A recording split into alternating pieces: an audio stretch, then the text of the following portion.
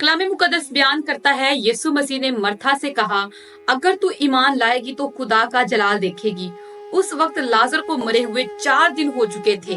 Martha ने कहा, ए खुदावंद, अब तो उसके बदन से बदबू आती होगी। मेरे अजीजों, खुदा किसी चीज और किसी हालात का मोहताज नहीं, बल्कि वो नामुमकिनात में से मुमकिनात को पैदा कर लेता है।